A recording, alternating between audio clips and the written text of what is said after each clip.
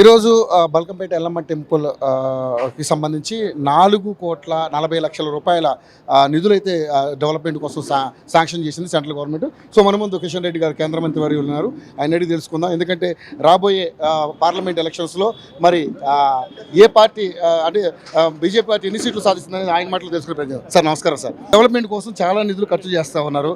ఎందుకంటే ఇటు భద్రాచలం కావచ్చు, ఇటు జోగులాంబ దేవాలయం కావచ్చు, ఇటు బల్కంపేట టెంపుల్ కావచ్చు, అదేవిధంగా రామప్ప అనేక రకాలైనటువంటి కార్యక్రమాలు చేస్తూ ఉన్నారు. సో ఏంటి సార్ దేనికోసం ఇదంతా? భక్తులు చాలా మంది వస్తుంటారు. ఈరోజు భక్తుల సంఖ్య కూడా అన్ని దేవాలయాల్లో పెరుగుతూ ఉంది. కాబట్టి వాళ్ళ కనీస సౌకర్యాలు కల్పించాలనే దృక్పథంతో దేశవ్యాప్తంగా అనేక ప్రాంతాల్లో చేస్తూ ఉన్నాం.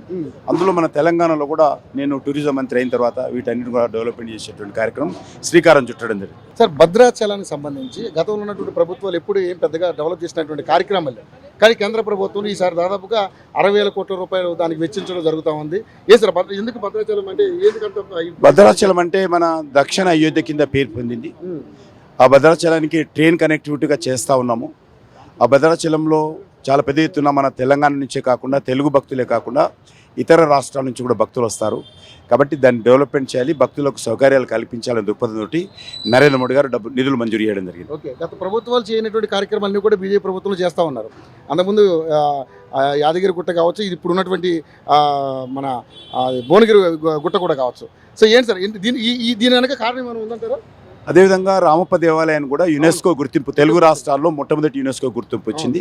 కాబట్టి విదేశాల నుంచి కూడా పర్యాటకులు వస్తారు. కాబట్టి ఆ యొక్క యునెస్కోకి సంబంధించినటువంటి గుర్తింపు వచ్చిన నేపథ్యంలో ఆ దేవాలయాన్ని కూడా సుమారు 60 కోట్ల రూపాయలతోటి డెవలప్మెంట్ చేస్తూ ఉన్నాం. అది కూడా రానున్న రోజుల్లో చాలా పేరు విఖ్యాతులు సంపాదించే అవకాశం ఉంది. అదేవిధంగా జోగులాంబ శక్తిపీఠం, అది చాలామంది దేశంలో ఉన్నటువంటి ప్రజలు అన్ని శక్తిపీఠాలు సందర్శించడం కోసం వాళ్ళు జీవితంలో శక్తిపీఠాలు విధిగా వెళ్ళాలని ప్రయత్నం చేస్తుంటారు. అందులో అక్కడ కూడా చాలా పెద్ద ఎత్తున 40 కోట్ల రూపాయలతోటి దాన్ని కూడా డెవలప్మెంట్ చేస్తారు. అనంతగిరి హిల్స్ మన హైదరాబాద్కు దగ్గర ఉన్నటువంటి ఎకో టూరిజం, హైదరాబాద్లో ఉన్నటువంటి ప్రజలు ముఖ్యంగా ఉద్యోగస్తులు అందరూ కూడా వీకెండ్స్ వెళ్ళడానికి ప్రయత్నం చేస్తుంటారు. అక్కడ అనంతగిరి చాలా అద్భుతమైనటువంటి మంచి పదార్థము, మంచి ప్రాంతం అది.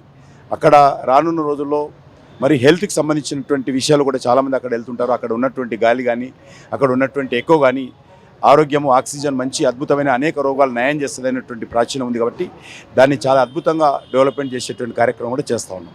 Thank you sir, thank you so much అండి.